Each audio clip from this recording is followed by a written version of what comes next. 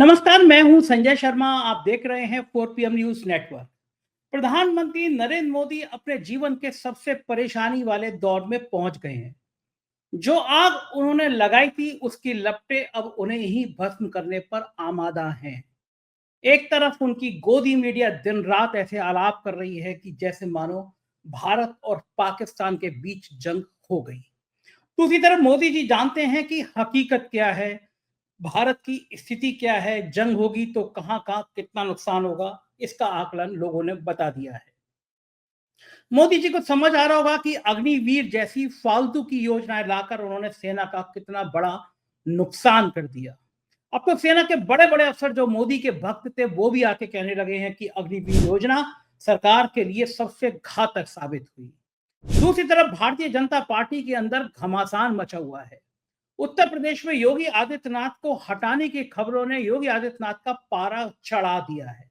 उत्तर प्रदेश में जो कुछ हो रहा है, जो कुछ घट रहा है, उसने भाजपा के शीर्ष नेतृत्व को समझा दिया है कि आने वाले कई सालों तक अगर ये सब ना रोका गया तो आने वाले कई सालों तक भाजपा डबल डिजिट में नहीं पहुंच पाएगी। उसका कारण यह है कि रामजी लाल सुमन समाजवादी पार्टी के दलित सांसद की गाड़ी के काफिले पर हमला किया करड़ी सेना ने। वो करणी सेना जो मोहल्ले में समा जाती, वो करणी सेना अचानक बेकाबू होने लगी है। आगरा में दलित सांसद के खिलाफ बड़ी अभद्र टिप्पणियां करी हैं और उन पर हमला किया गया है। माना जा रहा है कि करणी सेना को कहीं ना कहीं सत्ता का संरक्षण है। पूरे उत्तर प्रदेश में क्षत्रिय बनाम दलित राजनीतिक मुद्दा बनता जा रहा है और ये मुद्दा अगर और बड़ा पिछड़े और दलितों के बीच में ये मैसेज चला गया कि भारतीय जनता पार्टी की मौजूदा सरकार क्षत्रियों को करणी सेना को समर्थन कर रही है तो भाजपा का उत्तर प्रदेश में नहीं पूरे देश में डिब्बा गोल हो जाएगा। और ये योगी आदित्यनाथ क्यों कर रहे हैं ये मुझे समझाने की जरूरत नहीं है। अब या तो मोहन भागवत और नरेंद्र मोदी तुरंत योगी आदित्यनाथ को बुलाएं, जैसे पता चला उनको दिल्ली बुलाया गया है, और कहें कि माफ करिए हम आपको नहीं हटा रहे हैं और अगर हटाना है तो 2 या 3 दिन के अंदर ही हटा दें, वरना योगी आदित्यनाथ बीच की स्थिति में रहने वाले नहीं है, वो आर पार कर देंगे। और योगी आदित्यनाथ के इशारे पर अगर आर पार हुआ तो भाजपा को बड़ा नुकसान होगा, क्योंकि पिछड़े और दलित लगातार मजबूत होते जा रहे हैं। एक दलित पर हमला बहुत भारी पड़ रहा है। पहलगांव के हमले के बाद केवल गोदी मीडिया के मंचों पर तो चुनावी नारे हैं, गोदी मीडिया के मंच तो कह रहे हैं कि पाकिस्तान थर थर कपकपा रहा है, लेकिन हकीकत में कुछ आतंकियों के घर बम से उड़ा देने की खबरों के अलावा कुछ ठोस होता हुआ नजर नहीं आ रहा। इस तरह के घर हमने उत्तर प्रदेश में भी बुलडोजर से तोड़े हुए जाते हुए देखे हैं, भले वो बाद में पता चले कि वो निर्दोषों के घर हैं। मैं ये नहीं कह रहा कि कश्मीर में आतंकियों के घर तोड़े गए हैं या नहीं तोड़े गए हैं, लेकिन कश्मीर के मामले पर जिस तरह एक के बाद एक चूक सामने आ रही है, उससे मोदी सरकार की पूरी दुनिया में खासी किरकिरी हो रही है। इन तमाम मुद्दों पर मैंने बातचीत करने की कोशिश करी और मैं कामयाब हुआ, क्योंकि मैं बहुत दिनों से कोशिश कर रहा था एक ऐसे उत्तर प्रदेश के राजनीति को बहुत करीब से जानने वाले और देश के और पूरी दुनिया में जिनका बहुत बड़ा नाम है, retired IAS, lieutenant governor, Delhi के वो लंबे समय तक रहे हैं। देश की दुनिया में एक बहुत बड़ा नाम है नजीब जंग साहब का। नजीब जंग साहब की इतने काबिल हैं कि दुनिया के बड़े बड़े देशों में उनको लेक्चर देने के लिए, उनको पढ़ाने के लिए बुलाया जाता है। इन दिनों भी वो अमेरिका गए हैं और उन्होंने मुझे अमेरिका से समय दिया। मैंने उनसे राजनीति समझने की कोशिश करी। मैंने उनसे समझने की कोशिश करी कि जब मोहन भागवत से उन लोगों की कई दौर में मीटिंग हुई तो क्या मोहन भागवत मोदी एक हैं, या मोहन भागवत की बात मोदी नहीं मान रहे, या मोदी मोहन भागवत को समझा नहीं पाए। राजनीति का यह मिक्सर क्या है। नजीब जंग साहब बहुत इंटेलेक्चुअल हैं, उनके एक एक शब्द को बहुत समझना चाहिए, बहुत ध्यान से सुनना चाहिए। उन्होंने मुझसे कहा कि जिस तरह इस मुल्क के लोगों के पास में, नौजवानों के पास में नेता अपने बच्चे विदेश में पढ़ा रहे हैं, वहां सेटल कर रहे हैं, लेकिन हमारे बच्चों को ये शिक्षा दे रहे हैं। मैंने उनसे कहा कि हमारे बच्चों को ये शिक्षा दे रहे हैं कि किसी की छत पर चढ़ जाओ, हरा झंडा उतार लो, केसरिया फैला दो। तुम्हें करना क्या है, तुम कावड़ यात्रा लेके निकलो, तुम केवल मस्जिद के सामने जय श्री राम के नारे लगाओ। अपने बच्चे नेता विदेश में पढ़ाते हैं, इन सब बातों का हल क्या है। मैं सीधे लेके चलता हूँ नजीब जंग साहब के पास। बहुत सार्थक और बहुत ज्ञान वाली बातें हैं, जरूर सुनिएगा और चैनल को सब्सक्राइब और ज्वाइन करिएगा। चलते हैं नजीब जंग के पास। 4 PM न्यूज नेटवर्क में बहुत बहुत स्वागत है आपका नजीब साहब। मेरा बहुत मन था बहुत लंबे समय से आपसे बात करने के लिए। जो हालात हैं मुल्क के, और उसमें भी आप जैसे इंटेलेक्चुअल से मैं विमर्श करना चाहता था। पहलगाम हमला हुआ, दर्दनाक हमला हुआ, बहुत सारे लोगों की मौत हुई। इस मौके पे कुछ पॉजिटिव और कुछ नेगेटिव चीज देश में सामने को आई। पॉजिटिव चीज ये थी कि इस हमले के बाद, मैं इतने सालों से कश्मीर को बहुत करीब से देख रहा हूँ, कि पहली बार पूरा कश्मीर सड़कों पर आया। अ, आतंकवाद के खिलाफ लोगों ने जुलूस निकाले और कहा कि हम आतंक के खिलाफ हैं। और देश के अलग अलग जगह पे जुमे के दिन काली पट्टी पहन के मुस्लिमों ने नमाज अदा करी और कहा कि हम आतंकवाद के खिलाफ हैं, किसी भी कीमत में हम आतंकवाद बर्दाश्त नहीं कर सकते। ये बहुत अच्छी एक पॉजिटिव वेव थी कि कम से कम जिन लोगों ने एक मजहब के नाम पर ये आतंक फैलाने की कोशिश की, उसका माकूल जवाब हिंदुस्तान के मुसलमानों ने दिया। लेकिन इस बीच में कुछ लोग ऐसे भी थे जो केवल इस बात को, कि कपड़े धर्म पूछ के कपड़े उतरवाए गए, माहौल खराब करने की कोशिशों में लगे हुए थे। और मैं बड़ा दुख के साथ कहूंगा कि देश के कुछ चैनल, जिनको हम गोदी मीडिया कहते हैं, वो भी इस आग को भड़का रहे थे। आपने बहुत एक ब्यूरोक्रेट के रूप में, दिल्ली के उपराज्यपाल के रूप में बहुत राजनीति को करीब से देखा है। इन पूरे हालातों पे आपकी क्या टिप्पणी है? जो माहौल बनाने की, माहौल बिगाड़ने की कोशिशें की गई, उसको आप किस नजरिए से देखते हैं? संजय, दो पहलू हैं। एक तो है पाकिस्तान का पहलू, कि पाकिस्तान की आज से नहीं, पिछले कई सालों से ये कोशिश है कि हिंदुस्तान को कमजोर किया जाए। उनको मालूम है कि मिलिटरीली वो हमसे मुकाबला नहीं कर सकते। उनको ये भी मालूम है कि आर्थिक दृष्टि से वो हमारे मुकाबला नहीं कर सकते। तो अब हिंदुस्तान को कैसे कमजोर किया जाए, ये उनके मन में हमेशा चलता रहा है और चलता रहेगा। और इसी परिप्रेक्ष्य में हम देखते हैं कि ये वारदात वो करवाते हैं। उद्देश्य ये है कि हिंदुस्तान में हिंदू और मुसलमान इख्तलाफात बढ़ जाएं। ट्रेजेडी इस चीज़ की ये है, और आपने देखा ये भी कि आसिफ मुनीर की जो वो तकरीर थी पिछले 5-6 दिन पहले, वो सिर्फ इसी उद्देश्य से थी, ये बताना बार बार कि हिंदू और मुसलमान अलग हैं।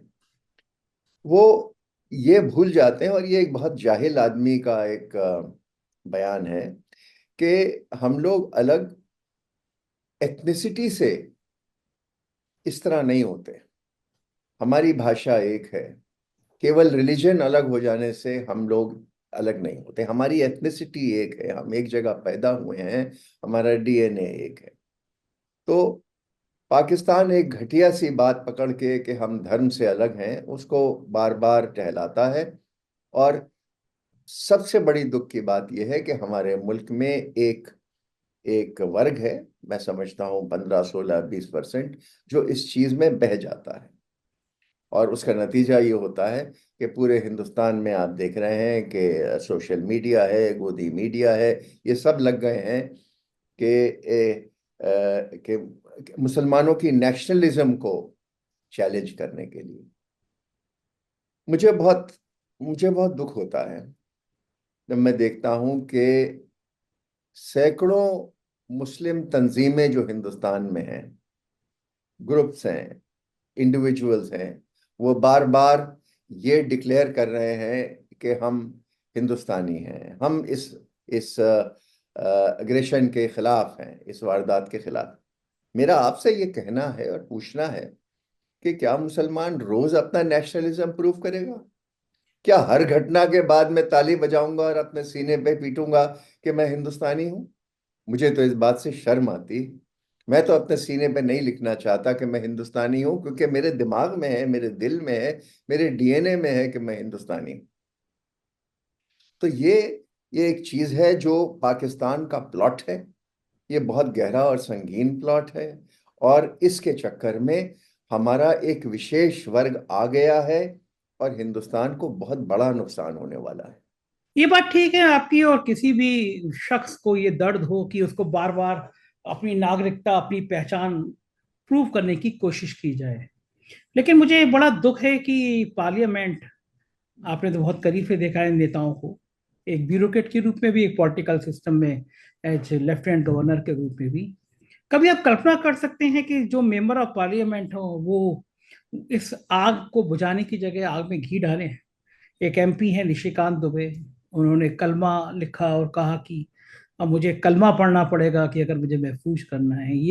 ये समय था कि जब मुल्क को एक होके पाकिस्तान को अगर वो शामिल है तो ताकत दिखानी चाहिए, उन आतंकियों को ताकत दिखानी चाहिए कि तुम्हारे मंसूबे पूरे नहीं हैं। वो तो यही चाहते थे कि भारत में हिंदुस्तान और मुसलमान के बीच में तनाव पैदा हो जाए। आईएसआई लंबे समय से कोशिश करती रही है कि हिंदुस्तान के मुसलमान और हिंदू के बीच में तनाव पैदा हो। लेकिन ये जो रूलिंग पार्टी के सांसद, मैंने खासतौर से निशिकांत दुबे जी का नाम लिया, जो कभी सुप्रीम कोर्ट के चीफ जस्टिस के खिलाफ अवध टिप्पणी करते हैं और अब वो कलमा लिख के कह रहे हैं कि अब हिंदुस्तान में भी याद करना जरूरी है, इस नजरिए को आप कैसे देखते हैं? मैं समझता हूँ कि दुबे जी ने जो कहा है वो इतनी एक घटिया बात है कि मैं और आप इसकी जिक्र ना करें तो बेहतर है, क्योंकि इस लेवल पे हम नहीं गिर सकते। दुबे जी को यही नहीं मालूम कि कलमा कहता क्या है। कलमा तो सिर्फ ये कहता है कि जो अल्लाह है वो मोस्ट बेनिफिशेंट है, वो मोस्ट मर्सीफुल है। वो बात चाहे आप कहें चाहे मैं कहूं, उसमें कोई हर्ज नहीं है। उतनी ही बात है कि मैं अगर जय श्री राम कहूं, मैं संजय 45 साल सरकार में रहा हूं। जब हम देहात में दौरा करते थे तो हम जयराम जी की करते थे देहातियों को। मेरा धर्म नहीं बदलता। सो इसलिए बिस्मिल्लाह रहमान रहीम कहना, ये इसमें कोई गुनाह नहीं है। और ये दुबे जी का घटियापन है, छोटापन है, जो अपने आप को, जो हिंदुस्तान को इस लेवल पे गिराना चाहते हैं। जो वो सुप्रीम कोर्ट के चीफ जस्टिस की बात करते हैं कि उनकी वजह से दंगे होते हैं, जो वो कुरैशी साहब की बात करते हैं कि वो एक इलेक्ट्रल जिहाद चला रहे थे झारखंड में, इन चीजों का जिक्र भी करना एक शर्मनाक बात है। और दुबे जी 4 दफा पार्लियामेंट में इलेक्ट होके आए हैं। ये कमाल है कि इतनी अच्छी सोहबत में रहने के बाद दुबे जी की मानसिकता में कोई परिवर्तन नहीं आया। और ये वो वर्ग है, ये उस वर्ग को बिलोंग करते हैं जो हिंदुस्तान में आग लगाना चाहते हैं। और ये बहुत अच्छी बात है कि आपने इस कम से कम मुद्दे को उठाया, कि हम लोग समझें कि इससे कितना दूर हमको रहना है। नजीब साहब, क्या लगता है आपको कि दुबे जी अपने दम पर ऐसा कह सकते थे, या फिर मौजूदा हुकूमत अब चाहती है कि कुछ ना कुछ तनाव पैदा होता रहे? खासतौर से जब उत्तर प्रदेश के, देश के सबसे बड़े राज्य के सूबे के मुखिया योगी आदित्यनाथ, जो एक सर्वे आया था उसमें सबसे भड़काऊ भाषण देने वालों में उनका नाम आया था कि योगी आदित्यनाथ के भाषण सबसे ज्यादा भड़काऊ हैं, ललकारते हैं वो सीधा सीधा। जब हुकूमत करने वाली ताकतें इस तरह का व्यवहार करने लगे, जिन लोगों पे जिम्मेदारी है कानून बनाने की, कानून का पालन करने वाले करने की, वो लोग अगर इस तरह का हिंसक माहौल खराब करने लगे तो फिर उम्मीद किससे की जाती है? अगर मुख्यमंत्री की भाषा, सांसद की भाषा ये होने लगे, तो आपको लगता है कि हुकूमत से चाहती हैं कि ये तनाव बना रहे, इससे जो बुनियादी मूल मुद्दे हैं, स्कूल के हैं, पढ़ाई के हैं, खाने के हैं, भोजन के, शिक्षा के, अस्पताल नहीं है, ये जो बुनियादी मुद्दे हैं इन पे चर्चा ना हो? क्योंकि हम लोग बहुत पीछे चले गए, किसान आत्महत्या कर रहे हैं, बेरोजगारी के रिकॉर्ड टूट रहे हैं। तो इन सब मुद्दों पे बचने के लिए सबसे अच्छा बात यह है कि थोड़े थोड़े फसाद, थोड़े थोड़े तनाव खड़े करते रहो, क्योंकि कहा जाता है कि धर्म अफीम के नशे की तरह काम करता है हिंदुस्तान में। आपका क्या मानना है? संजय, ये आज से नहीं, ये पिछले 10 साल से हम लोग देख रहे हैं कि पोलराइजेशन करके वोट पाना, ये एक तरीके का कायदा हो गया है कि अगर आप हिंदू मुस्लिम डिवाइड कर दें, और जहां 80% हिंदू हैं उनमें से अगर 50% भी आपको अगर वोट कर देते हैं तो आप सरकार बना लेते हैं। मेरे ख्याल ये सरकार इस पॉलिसी को फॉलो कर रही है, इसमें कोई शक नहीं है। क्योंकि अगर आप माननीय प्रधानमंत्री जी के खुद के बयान सुने, जो उन्होंने इलेक्शन के दौरान दिए थे, और फिर आपने योगी जी का जिक्र किया, उनके बयानात अगर आप सुने जो उन्होंने जिक्र किया, ना हमने ना वो, अगर मंगलसूत्र चोरी होने की बात होगी और टूटियां चोरी होने की बात होगी और भैंस बांधने की बात होगी और पिंक जिहाद की बात होगी, तो इसका संकेत क्या है? मैं तो समझता हूँ इसका संकेत बहुत साफ है कि हम लोगों में डिफरेंसेस बढ़ें, और अगर डिफरेंसेस बढ़ेंगे तो कहीं आगे जाके झगड़ा भी होगा, वो भी इनेविटेबल है। हमने पिछले 10 सालों में देखा कि सरकार की शय पे एडमिनिस्ट्रेशन ने एक तरह तरह से इलीगल बुलडोजिंग कितनी की है।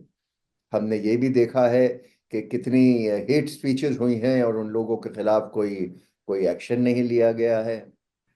तो अगर ये सब बातें होंगी सरकार के सामने और सरकार इनको रोकेगी नहीं, तो ऑब्वियसली इंडिकेशन ये मिलता है कि आपका उद्देश्य ये है कि ये झगड़ा बढ़े और हमको वोट मिले। तो ये एक बड़ी ट्रेजिक चीज है। ये घटिया मुल्कों में हमेशा होता आया है, पाकिस्तान में होता है। पाकिस्तान हमेशा अपने हिंदू वर्ग को बुरा ट्रीट करता है। पाकिस्तान में हमेशा हुआ है कि शियाओं को मारो, अहमदियाओं को मारो। तो ये हमें मालूम है कि वो तो डिफीटेड मुल्क है। हम देख रहे हैं कि बांग्लादेश में के हिंदुओं के खिलाफ क्या हो रहा है, हम देख रहे हैं। लेकिन इन लोगों से कंपैरिजन हमारा नहीं किया जा सकता। हम अफगानिस्तान नहीं है। हमें तो अब ये देखना है कि हम कि एक 200 मिलियन लोग, एक 20-25 करोड़ लोग किस तरह से जुड़ के रह सकते हैं।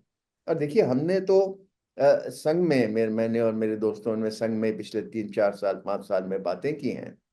और माननीय भागवत जी भी ये मानते हैं कि हम मुसलमानों को साथ लेके चलेंगे, हम क्रिश्चियंस को साथ लेके चलेंगे। हम सिखों में कोई भय पैदा नहीं करना चाहते। लेकिन अगर सरकार, तो मैं बार बार ये कह चुका हूं और साफ साफ मैं कहना चाहता हूं कि ये वक्त आ गया है कि प्रधानमंत्री जी खुल के नेशनल टेलीविजन पे, आपके चैनल पे, अन्य चैनलों पे ये कहें कि मुसलमान हमारे बाशिंदे हैं, मुसलमान हमारे भाई हैं, हमारे छोटे भाई हैं। और एक बड़े भाई के नाते हमारी जिम्मेदारी है कि इस अल्पसंख्यक वर्ग का हम साथ दें। सचर कमेटी ने ये बिल्कुल साफ वाजह कर दिया था कि मुसलमानों की जो हालात हैं हिंदुस्तान में, वो दलितों से ज्यादा कमजोर हैं। तो अगर ये और ये बिल्कुल स्टैटिस्टिक्स पे बेस्ड था। एजुकेशन नहीं है, माली हालात कमजोर हैं जैसे आपने जिक्र किया, लीडरशिप कुछ नहीं रही। हम नहीं चाहते कि मुसलमानों की जो लीडरशिप है वो केवल एक क्लेरिक्स के हाथ में चली जाए। हम ये चाहते हैं कि मुसलमानों का एक इंटेलेक्चुअल वर्ग आगे आए जो इनको लीड करे। लेकिन उस सबको साथ देने के लिए हमें जरूरी है कि गवर्नमेंट हमारा हाथ पकड़ के चले। गवर्नमेंट हमें बताए कि हम आपके साथ हैं, और जब दंगा होगा तो पुलिस आपकी टांगें नहीं तोड़ेगी, पुलिस बराबरी का काम करेगी। ये बहुत जरूरी है। लेकिन ये कॉन्फिडेंस सरकार हमको दे नहीं रही है आज। मुसलमानों के हिंदुस्तान में, क्रिश्चियंस के हिंदुस्तान में कॉन्फिडेंस पे बहुत बड़ा धक्का लगा हुआ है। एक खौफ है उन मोहल्लों में, और आप देख रहे हैं उसका नतीजा कि गेटोइजेशन कितना बढ़ गया है। तो जिस मुल्क में आज, जैसे आपने कहा, नौकरियां नहीं है यंग लोगों के पास, जिस मुल्क में किसान बेहाल हैं, जिस मुल्क में प्राइसेस बढ़ती चली जा रही हैं, और जिस मुल्क में इतना बड़ा टेंशन हमारे बॉर्डर्स पे है, हम लोग नहीं अफोर्ड कर सकते कि 20 करोड़ 25 करोड़ लोग जो हैं वो एक अलग कोने में बैठ के, और इसको अंग्रेजी का बल्कि सल्क करें। एक आदमी अपने घर में बैठ के मुंह बना लेता है, वो हम नहीं चाहते। नजीर साहब, कहा जाता है कि एक बढ़िया तरकीब ये होती है कि एक गाल पे थप्पड़ मारो, दूसरे गाल को सहलाते रहो। तो मुझे लगता है कि कहीं ऐसी कोशिश तो नहीं थी कि आप और आप जैसे कुछ चुनिंदा जो इंटेलेक्चुअल थे, जिनकी बात पूरी दुनिया में सुनी जाती थी, उनको मोहन भागवत जी से मुलाकात हुई उन लोगों की, आपकी, और उसके बाद में विमर्श हुआ और मैसेज देना चाहते थे कि देखो, हम तो संघ के प्रमुख होके भी मुसलमानों के हितों की बात करना चाहते हैं। हमने मुसलमानों के बड़े बड़े लोगों को बुला के बात करी। और दूसरी तरफ हुकूमत जो है वो इस तरह के संदेश देती है कि मुसलमानों को बार बार अपनी पहचान बतानी है, देश में रहना है। तो क्या लगता है कि संघ और सरकार एक नहीं है, या फिर ये पॉलिसी है कि संघ ऐसे मैसेज देता रहेगा, इंद्रेश जी जैसे लोग अल्पसंख्यक मोर्चे के अध्यक्ष बनाए जाते रहेंगे, अल्पसंख्यकों के संग बातचीत करते रहेंगे, और मैं गया था अभी दुबई में, अबू धाबी की मस्जिद से निकला मैं।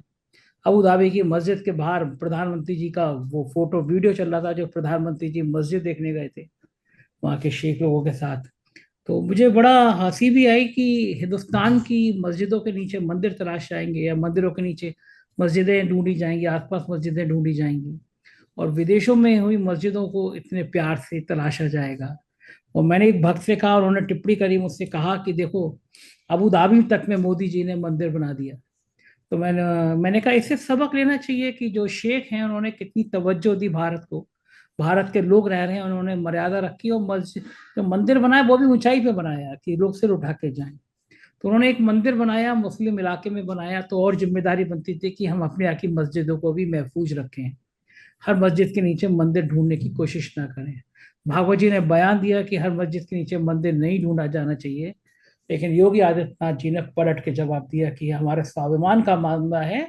और हिंदू, उग्र हिंदू जो तबका था, उसने ऐलान करा कि नहीं, हम अपने मंदिर लेके जाएंगे, मस्जिदें के नीचे होंगे तो मकतब भी लेके रहेंगे। तो मुझे लगता है कि क्या ये दो अलग अलग लोग हैं, या फिर ये एक ही हैं? एक कहता है कि नहीं ऐसा नहीं करना, दूसरा कहता है ऐसा करना। इससे लोग भ्रमित रहे। आपने तो बहुत करीब से रह के मोहन भागवत को देखा, मोहन भागवत की सुनी नहीं जा रही, या मोहन भागवत सुनाना नहीं चाह रहे? संजय जी, एक बात मैं आपको बताऊं कि हमें संघ ने नहीं बुलाया था, हमने रिक्वेस्ट की थी भागवत जी से मिलने की। तो ये एक तो साफ बात ये है। और जब हम मिले तो उन्होंने बड़ी इनकरेजिंग बातें की। और उनका, मेरा ये मानो, मेरी 3-4 दफा उनसे मुलाकात हुई है, नागपुर में ही मुलाकात हुई है। उनका मानना बिल्कुल स्पष्ट है कि हम अल्पसंख्यकों को अपने साथ रखना चाहते हैं। और मुझे, मेरे मन में कोई शक और शुबा नहीं है कि भागवत साहब इस बात पे अडिग नहीं है। अब सवाल वही आता है कि फिर ग्राउंड पे स्थिति क्यों नहीं इंप्रूव कर रही। तो असली बात यह है कि आपने इस उग्र वक्त को इतना इनकरेज कर दिया है कि ये जिनी अब इस बोतल से बाहर निकल चुका है। और इसको वापस डालना इस सरकार के बूते की भी बात है कि नहीं, इस पे भी मुझे शक है। क्योंकि जब सरकार चुप्पी साधी रहेगी और इतने बड़े टेंशन होने के बाद हमारे बॉर्डर पे तब भी इनकरेज किया जाएगा कि हिंदू मुस्लिम इख्तलाफात हो, तो ये शक होता है सरकार की इंटेंट पे, जो आप कह रहे हैं। अब तो अगर ये चीजें दो अलग अलग हैं कि भागवत जी एक चीज चाहते हैं और सरकार एक चीज चाहते हैं, इसमें मैं टिप्पणी नहीं कर सकता। लेकिन मुझे ये साफ लगता है कि पोलराइजेशन से, अगर डिफरेंसेस ज्यादा बढ़ाने से पॉलिटिकल फायदा इस गवर्नमेंट को होता है, तो वो ये रास्ता जरूर रखेंगे। क्योंकि आपने देखा कि 300 सीटों से 224 पे या 240 पे आ गए, डिफरेंसेस के बावजूद। क्योंकि बाकी चीजें आपको दिखाने के लिए अब ज्यादा रह नहीं गई हैं। तो अब ये 240 से अगर ये और 30-32 सीटें कम आ जाएं, क्योंकि सिर्फ उड़ीसा ने गड़बड़ की, और उड़ीसा ने भी 0.1% या 0.2% से गड़बड़ हुई थी, तो वो गड़बड़ ना हुई होती तो ये सरकार ना बनती। तो स्थिति जो है वो बिल्कुल नाजुक है सरकार के लिए। और इसलिए पॉलिटिकली अगर आप बात करेंगे तो ये लाजिम है इस सरकार में कि ये डिफरेंसेस चलें। एक बात कही गई कि हुकूमत, ऊंची जातियां, कहा जाता है कि भारतीय जनता पार्टी ब्राह्मण ठाकुर बनियों की मूलता पार्टी है। ये बहुत लंबे समय तक कहा जाता था। कहा गया कि पहले मुसलमानों से निपटेंगे, फिर पिछड़ों और दलितों से निपटेंगे, ऊंची जातियों का वर्चस्व होगा, ये कहा गया। लेकिन चूंकि संख्या इतनी बड़ी है कि आपको राहुल गांधी और अखिलेश यादव निकले, संविधान की बात करके निकले, और उत्तर प्रदेश में बीजेपी का सूपड़ा साफ हो गया। बीजेपी को समझ में आया कि ये गेम बड़ी सफाई के साथ खेलना है, क्योंकि पिछड़े और दलित अगर नाराज हो गए, अल्पसंख्यक पहले ही नाराज हैं, तो सूपड़ा साफ हो जाएगा। देखिए उत्तर प्रदेश में गजब राजनीति चल रही है। मैं आपसे बात कर रहा हूँ, उससे कुछ घंटे पहले समाजवादी पार्टी के सांसद रामजी लाल सुमन की गाड़ी के काफिलों पर करणी सेना के लोगों ने पथराव किया, गाड़ियां तोड़ी ओड़ी उनकी। और उन्होंने राणा सांगा पर एक बयान दिया था। आपने तो इतिहास बहुत पढ़ा है, किताबें भी लिखी है आपने। एक बयान दिया था, उस बयान को राजनीति के चश्मे से इस तरह देखा गया, इतिहास के परे जाकर, कि लड़ाई उत्तर प्रदेश में क्षत्रिय बनाम दलित की होती चली गई, जातियों के बीच में टकराव बढ़ता चला गया। और जिस तरह से करणी सेना ने आगरा के अंदर तलवारें लहराई, हथियार लहराए, उससे ये मैसेज गया कि सरकार का संरक्षण है। क्योंकि योगी आदित्यनाथ भी अपने भाषणों में कह चुके कि मुझे क्षत्रिय होने पे गर्व है, भगवान राम भी इस कुल में पैदा हुए थे। तो मुझे तो लगता था कि कोई व्यक्ति योगी हो जाता है, भगवा कपड़े पहन लेता है, तो इन जाति वाति से ऊपर हो जाता है, कि उसको लगता है कि पूरी दुनिया मेरी है, पूरी दुनिया में प्यार मेरा है। उसका काम भी यही होता है कि वो प्यार बांटे। सूफी संत इसी बात के लिए हुआ करते थे। लेकिन उन्होंने कहा कि मुझे ठाकुर होने पे, क्षत्रिय होने पे गर्व है। और करणी सेना ने जिस तरह हथियार लहराए और रामजी लाल सुमन को अपशब्द कहे, अखिलेश यादव को जवान काटने की, गोली मारने की बात की, तो राजनीतिक अर्थ लंबे चले गए। और अब सांसद की गाड़ी के काफिले पे हमला, और उत्तर प्रदेश में क्षत्रिय बनाम दलित और पिछड़ों का मंच बनता जा रहा है। तो कहा गया कि योगी आदित्यनाथ को हटाने की कोशिश दिल्ली कर रहा है। तो बदले में योगी आदित्यनाथ खुद को ठाकुर राजनीति के रूप में, एक बड़े ठाकुर नेता के रूप में स्थापित कर रहे हैं। लेकिन मेरा आपसे सवाल यह है कि समाज जब इतना दूषित हो जाता है, राजनीति के जाल में फंस जाता है, कि पहले अल्पसंख्यकों की बात, फिर दलितों की बात, तो ये एक बड़ा खतरा जो भाजपा के द्वारा तैयार किया गया, उनकी बातों से तैयार किया गया, समाज के अंदर एक बड़े विस्फोट की तरफ बढ़ रहा है। बाहर की ताकतें आतंकी हमला कर रही हैं और अंदर की ताकतें समाज को बांट रही हैं। इन परिस्थितियों से कैसे निपटेंगे नजीफ साहब, क्या लगता है आपको? तो ये मुझे मालूम नहीं था इस घटना के बारे में, क्योंकि मैं अभी मुल्क से बाहर हूँ। अगर ये है तो मैं इससे सरप्राइज नहीं हूँ, क्योंकि हमने इतिहास में देखा है कि ये एक इनएविटेबिलिटी है कि जो वर्ग वर्चस्व अपना पूरा रखना चाहता है वो धीरे धीरे धीरे दूसरे लोगों की तरफ आता है। ये जर्मनी में नियमोलर ने कहा था यहूदियों के बारे में, जो आपने सुना होगा, कि भाई पहले तो वो किसी और के लिए आए तो तुम चुप रहे, फिर वो फलाने के लिए आए तो तुम चुप रहे, और तुम फलाने के लिए आए, और जब वो खुद तुम्हारे लिए आ गए तो तुम्हारे लिए कोई बचाने वाला नहीं रहा। तो ये ये चीज, अब ये आप देखिए कि हर चीज हिंदुस्तान में, एक तो हमारा सुनने का मादा बहुत कम हो गया है। वो एक मजाकिया स्टैंड अप कॉमेडियन कोई बात कर दे तो हॉल जला देते हैं हम। कोई कॉमेडियन कोई मजाक, किसी कॉमेडियन ने तो इंदौर में मजाक किया ही नहीं, एंटिसिपेशन में उसको बंद कर दिया या उसका प्रोग्राम कैंसिल कर दिया। तो ये एक मजाक बनता जा रहा है कि जिसके ये दादागिरी है एक अजीब किस्म की, कि मेरे पास अगर फौज है और मेरे पास अगर पुलिस है तो मैं तुमको दबा सकता हूँ। तो अनफॉर्चुनेटली अगर उत्तर प्रदेश में ये हुआ है तो अ, मेरा ये ख्याल है कि ये एक इनएविटेबिलिटी है अपना एंगर जाहिर करने की, और इसका कारण ये है कि हमारे पास काम नहीं है। देखिए, 2000 नौजवानों को इकट्ठा करना कोई मुश्किल नहीं होता, क्योंकि वो बेरोजगार है। आज से संजय, आपकी उम्र कम है, मैं जब मेरी उम्र जब कम थी तो हम देखते थे कि हमारे मोहल्लों के सामने खेलने के बहुत बड़े बड़े मैदान हुआ करते थे, और हम लोग सब शाम को जाके फुटबॉल क्रिकेट हॉकी खेला करते थे। आज की तारीख में वो मैदान खत्म हो चुके हैं, आपके सामने मैदान नहीं है। तो आपका नौजवान क्या कर रहा है? आपका नौजवान ये जो है, ये आपने इंस्ट्रूमेंट उसके हाथ में दे दिया है, ये बड़ा खतरनाक इंस्ट्रूमेंट है, कि उसमें वो पोर्नोग्राफी देखता है और घर में बैठ के टीवी देखता है, वाहियात शो देखता है, और रोज शाम को हिंदुस्तान पाकिस्तान की जंग कराने की प्रयास देखता है। तो इस नौजवान को उत्साहित करना इतना आसान है, इसको बाहर लाके इससे इससे झगड़ा करना, झगड़ा कराना इतना आसान है, इसके हाथ में लाठी और तलवार और लेजम देना इतना आसान है, क्योंकि इसको उसमें मजा आ रहा है। इसकी अकल आपने कुंद कर दी है। आप बच्चे को पढ़ा नहीं रहे हैं। कितने बच्चे हैं आज जो रविंद्रनाथ टैगोर पढ़ते हैं? कितने बच्चे हैं आज जो दिनकर पढ़ते हैं? आप हिंदी की बात करते हैं, आप दिनकर पढ़ते हैं, आप निराला पढ़ते हैं। तो आपने हमारी पूरी यंग जनरेशन को इसका दिमाग बंद करके केवल हिंदू मुस्लिम और क्रिश्चियन पे लगा दिया है। ये बेरोजगार है, इसके पास खेलने की जगह नहीं है, इसको इंटेलेक्चुअल बातें करने की जगह नहीं है, इसके पास डिबेट करने की जगह नहीं है। आपके कॉलेजेस में और स्कूल्स में टीचर्स की क्वालिटी कमजोर हो गई है, उनका कमिटमेंट पढ़ाने में कमजोर हो गया है। अगर टीचर संजय केवल तनख्वाह पाने के लिए पढ़ाएगा तो वो पढ़ा नहीं सकता। शांति निकेतन में जो ठाकुर साहब ने करा था, रविंद्रनाथ टैगोर ने किया था, वो क्या था? झाड़ के नीचे बैठ के पढ़ाते थे। जामिया मिलिया इस्लामिया में झाड़ के नीचे बैठ के डॉक्टर जाकिर हुसैन बच्चों को पढ़ाते थे।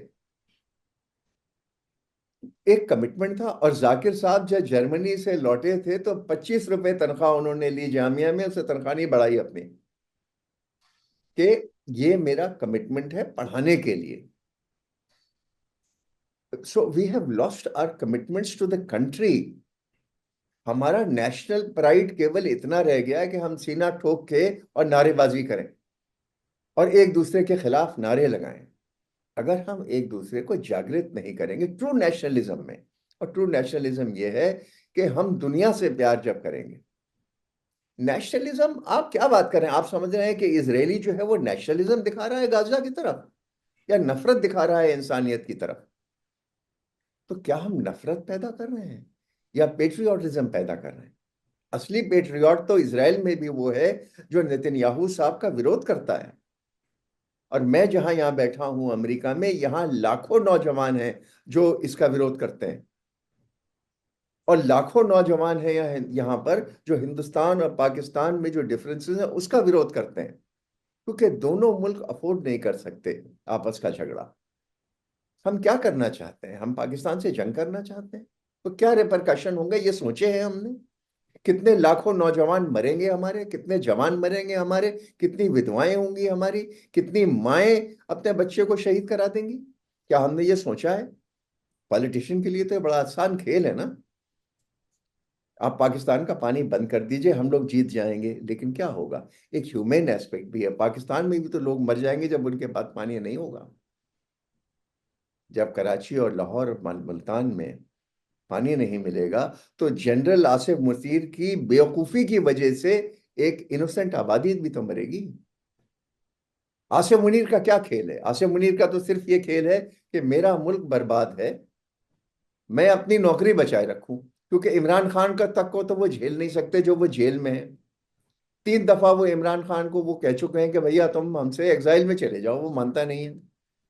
और आज आप देखें, ये राजनीति की बात हो रही है, आप एक बयान नहीं सुनेंगे नवाज शरीफ का। 3 दफा प्रधानमंत्री रह चुके हैं, एक बयान नवाज शरीफ साहब का नहीं आया है, क्योंकि वो इसीलिए चिंता है कि ये बेवकूफ आसिफ मुनीर कब हिंदुस्तान से हमारा झगड़ा करा देगा और उसके क्या रेपरकशंस होंगे पाकिस्तान पे।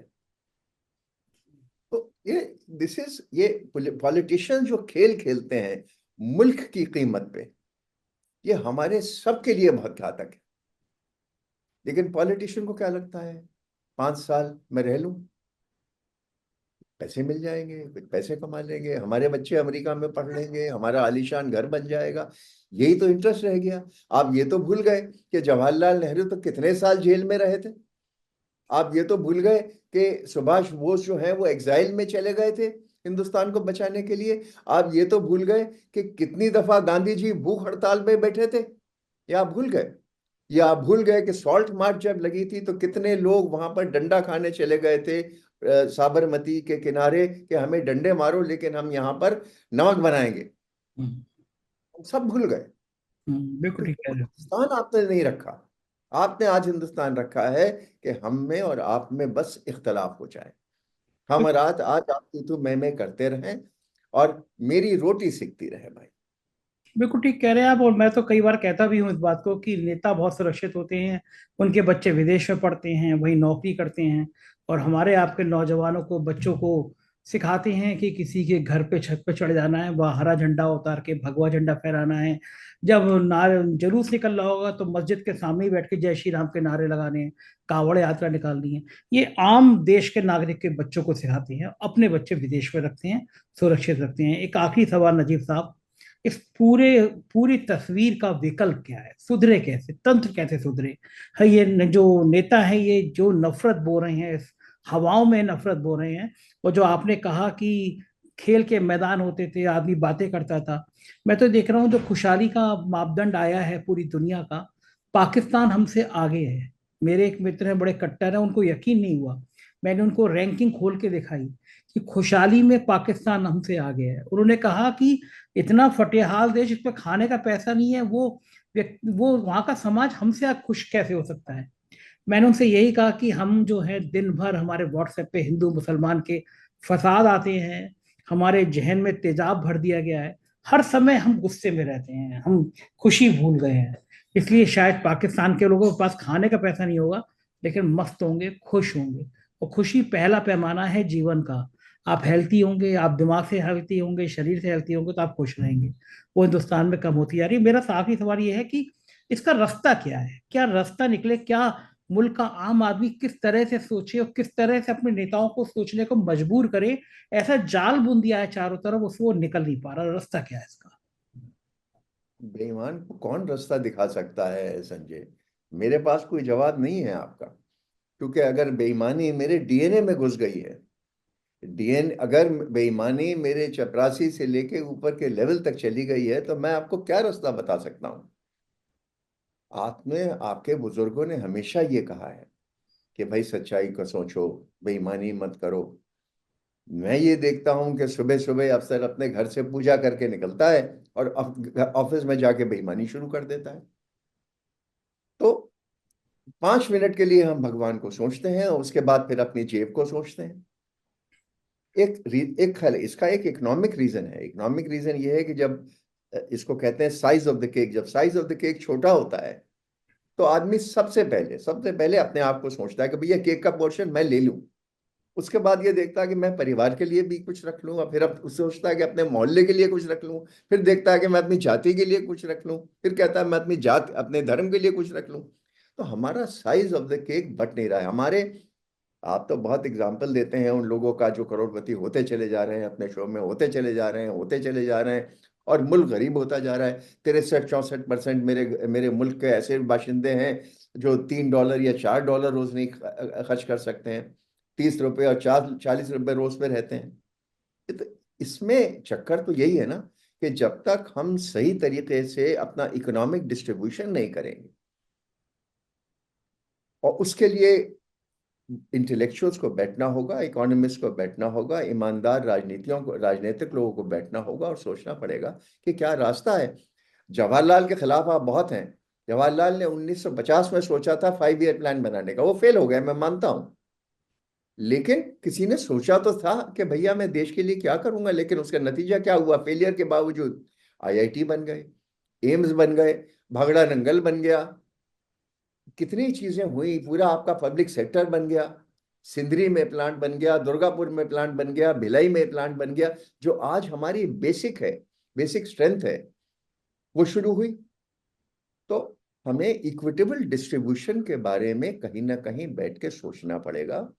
और ये लेफ्ट मूवमेंट खत्म हो गया, लेकिन राइट मूवमेंट में भी आपको कुछ बहुत ज्यादा नहीं मिल रहा है, क्योंकि जो कैपिटलिस्ट है, जो सरमाएदार है, वो सिर्फ अपनी जेब भरता है, वो अपने लेबर के लिए नहीं सोचता है। तो एक नई आइडियोलॉजी का इजाद करना है अब हिंदुस्तान में, जो लेफ्ट और राइट का मिश्रण होगा, बिल्कुल और ठीक। उसमें सबके बीच में आपस में बटेगा। लेकिन हमें शांति के लिए अपना एजुकेशन सिस्टम इंप्रूव करना पड़ेगा। बिल्कुल। आप अपने इतिहास न बदलिए, आप इतिहास नहीं बदल सकते, जो है सच वो है। संजय, हमको सबको इकरार करना चाहिए कि मुसलमान आए, कई जगह मंदिर तोड़े, कई जगह मस्जिदें बनी, कई जगह ज्यादतियां हुई, ये सबको इकबाल करना चाहिए, कोई छुपी हुई बात नहीं है। लेकिन जो हो चुका वो हो चुका। ठीक। हिंदुस्तान की तकसीम हो चुकी धर्म के बारे में। अब हमको सबको मिलके रहना है। बिल्कुल ठीक। भगवत साहब भी यही कह रहे हैं, भगवत साहब एग्जैक्टली यही कह रहे हैं कि संजय का नाम संजय है और नजीब जंग का नाम नजीब जंग है, लेकिन मेरा और आपका खून एक है। ठीक बात। और जब इमरजेंसी होती है तो मेरा खून आपको दिया जाता है। अस्पताल में बीमारों में जब खून बंटता है और आप खून लेते हैं, तो किसका खून किसको जा रहा है? बिल्कुल ठीक बात है, बिल्कुल सही बात है। और ये काश भागवत जी की बात मोदी जी को समझ में आ सके और भगवत जी समझा सकें। बहुत बहुत शुक्रिया नजीब साहब, आपने मुझे इतना समय दिया, मुझे बहुत अच्छा लगा आपसे बात करके। Thank you sir. ये थे नजीब जंग साहब और आपने पूरी बात सुनी। मुझको यकीन है ये बातचीत आपको पसंद आई होगी, क्योंकि समाज को एक रखने के लिए ऐसी बातों का, ऐसे विमर्श का होना बहुत जरूरी है। तो बताइए मुझे ये बातचीत कैसी लगी, कमेंट से मेरा साथ दीजिएगा। बहुत बहुत शुक्रिया। Thank you.